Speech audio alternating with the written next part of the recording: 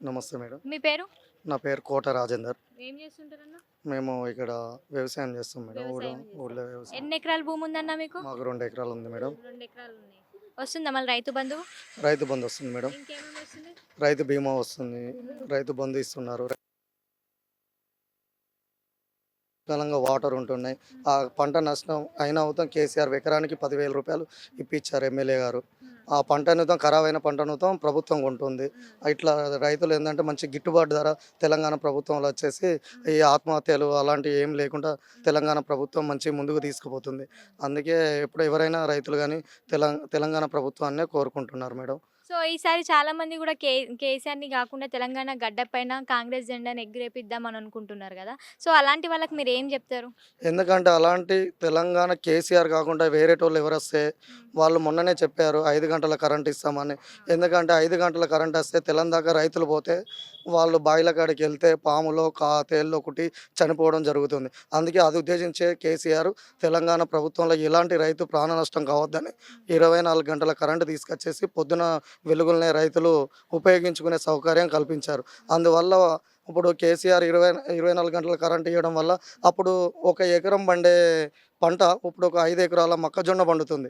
అలాంటి కేసీఆర్ కాళేశ్వరం ప్రాజెక్టు కట్టితం 24 గంటలు canal water రావడం జరుగుతుంది. దానివల్ల పుష్కలం వాటర్ ఉండి కరెంటు బాగుండడం వల్ల మొక్కజొన్నలు కానీ అన్ని పంటలు పండి రైతులు మంచిగా బ్రతుకుతున్నారు. ఎలాంటి ఆత్మహత్యలు లేని తెలంగాణ ఇలాంటి కేసీఆర్ మాకు ఎప్పటికీ ముఖ్యమంత్రిగా ఉండాలని రైతులు కోరుకుంటున్నారు. అలాంటి ముఖ్యమంత్రిని వీళ్ళు ఇష్టం వచ్చినట్టు మాట్లాడడం అది పద్ధతి కాదు, అది సంస్కారవంతం కాదు. ఆయన రేవంత్ రెడ్డి అనేటైనా ఛాలెంజ్ చేస్తారు. ఏమన్నంటే కేసీఆర్ మీరు కొడకంలోకి రండి, లేకుంటే నేను కామారెడ్డికి వస్తానంటారు. కాదు, మేము ఒక మాట చెప్తున్నాం ప్రజలము.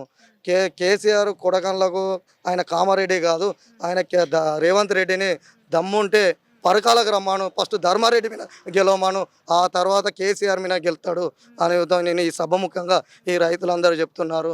ఆయన రైతులు ఇది నా మాట కాదు, రైతుల మాట, ఇది ప్రజల మాట, ప్రజలు చెప్పే మాట. ఇది ఎవరు ఆయన మీద ఎన్నో చెప్తున్నారు. ఆయన ఆరోపణలు జరుపుతున్నాయి, అవి ఏది నిజం కాదు. కేసీఆర్ 100% ముఖ్యమంత్రి అవుతారు.